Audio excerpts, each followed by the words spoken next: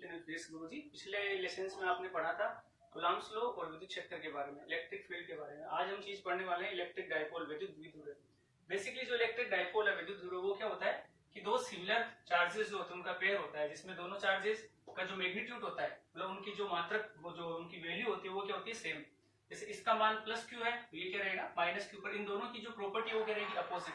मतलब विजातीय आवेश होते हैं, एक प्लस का है तो एक माइनस का है, परंतु दोनों का परिमाण, दोनों की वैल्यू क्या रहती है, हमेशा सेम रहती है। ये जो दोनों चार्जेस ये क्या रहते हैं, दोनों से स्मॉल सेपरेशन पे, बहुत ही कम दूरी पे एक दूसरे से दूर स्थित रहते हैं। तो ऐसा जो पेयर होता है, इस पेयर को अपन क्या कहते हैं, विद्युत द्विध्रुव, इलेक्ट्रिक डायपोल। इन दोनों के बीच की दूरी बहुत ही कम होती है, अल्प दूरी लेनी होती है, जिसे हम यहाँ पे लेंगे 2a।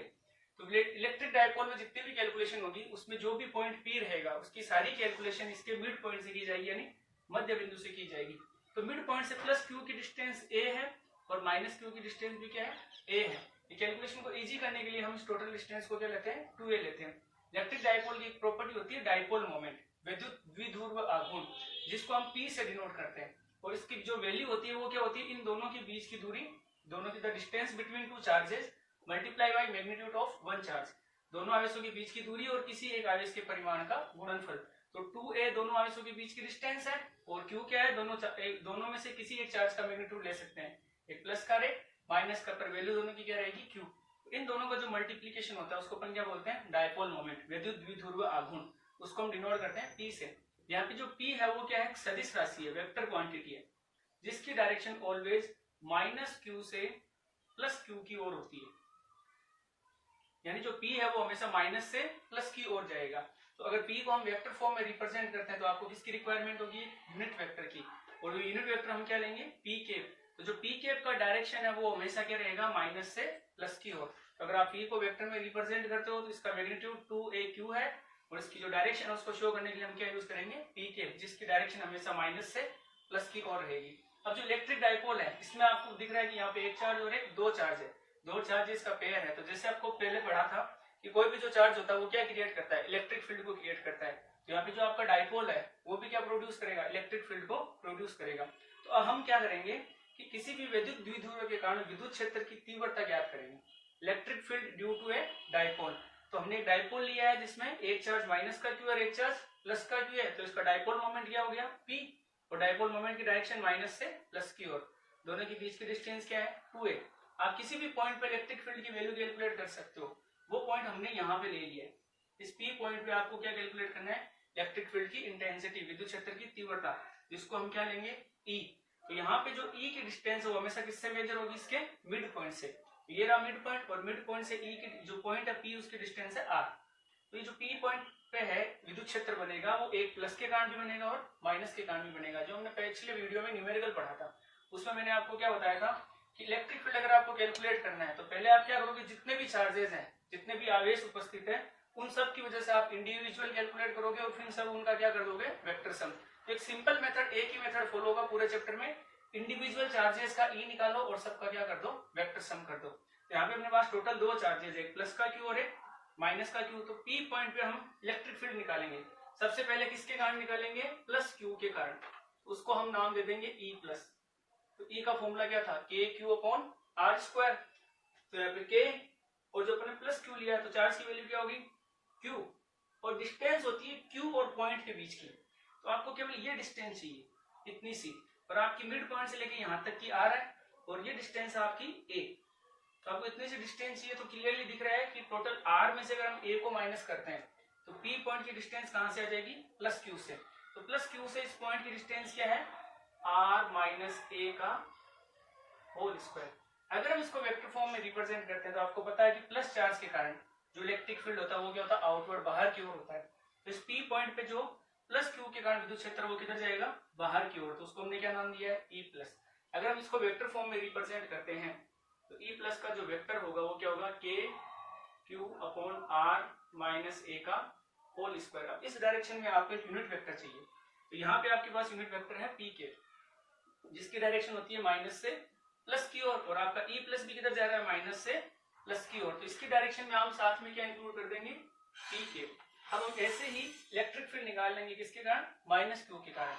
तो same electric field due to negative charge, उसको हम क्या नाम दे देंगे, E माइनस। उसका फॉर्मूला क्या हो जाएगा, के क्यू अपॉन आर स्क्वायर। यानी अब की बार आपको जो डिस्टेंस लेनी है वो कहां से लेनी है, माइनस क्यू से। तो यहां से यहां तक का ये डिस्टेंस हो गया a, और प्लस क्या करना है आपको r, क्योंकि जो p पॉइंट है उसकी डिस्टेंस आपको माइनस क्यू से मेजर करनी है। तो ये a प्लस ये r, ठीक है। तो नीचे क्या आ जाएगा r प्लस a का होल स्क्वायर। सेम अगर अपन इसको वेक्टर फॉर्म में रिप्रेजेंट करते हैं तो आपको इसकी डायरेक्शन पता होनी चाहिए। जैसे माइनस का जो चार्ज होता है उसकी वजह से इलेक्ट्रिक फील्ड यानी विद्युत क्षेत्र हमेशा किधर होगा, अंदर की ओर, इनवर्ड डायरेक्शन में। ये माइनस का चार्ज है तो इलेक्ट्रिक फील्ड किधर आएगा, इस चार्ज की ओर आएगा।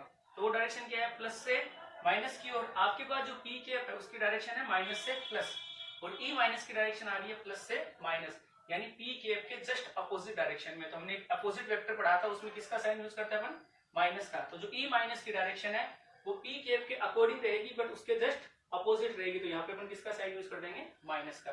ये आपकी इक्वेशन 1 थी, और ये आपकी इक्वेशन क्या है, 2। अब जैसा कि यहाँ पे आपको दिख रहा है क्लियरली कि इस पॉइंट पे केवल दो ही चार्ज इलेक्ट्रिक फील्ड क्रिएट कर रहे हैं, प्लस का और एक माइनस का। अब आपको इन दोनों का क्या निकालना है, रिजल्टेंट। तो रिजल्टेंट के लिए हम क्या यूज करते हैं, वेक्टर एडिशन। तो जो आपका रिजल्टेंट ई होगा वो क्या होगा, ई प्लस और plus E minus. Vector form में आपको साइन यूज नहीं करना है, as it is E plus और ई माइनस रहेगा। अब अपन इनकी वैल्यू पुट करेंगे, जो पी कैप माइनस का वो किसमें रह जाएगा, माइनस में रह जाएगा।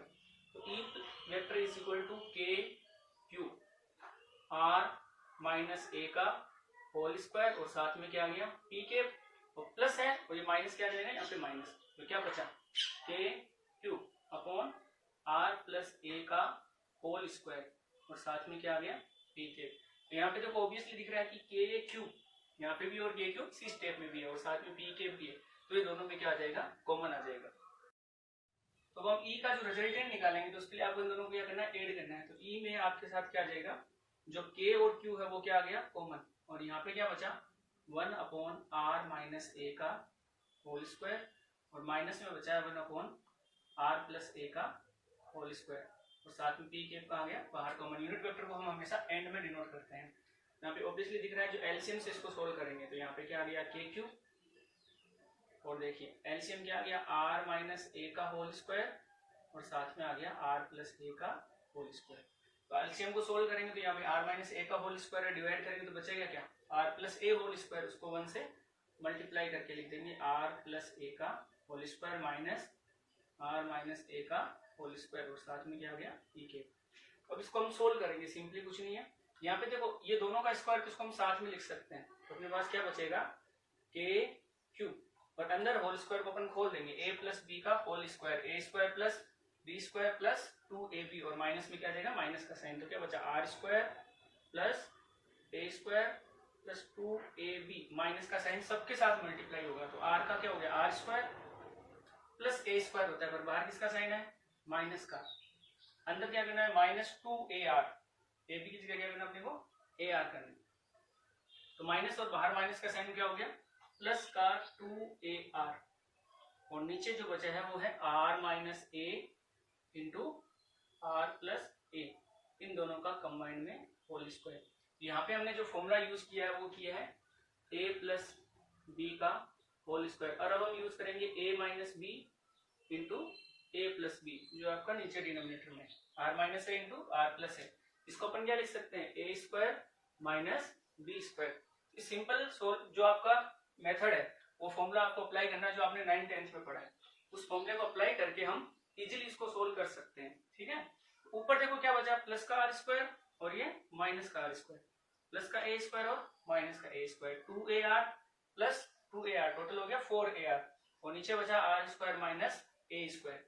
तो जो आपका ई बचेगा वो क्या बचेगा, 4k q a r upon r square minus a square की power 2, a minus B into A plus b को a square minus B square लिखेंगे, और पूरे का क्या था, होल स्क्वायर था, और साथ में आपके पास क्या बच गया, पी के।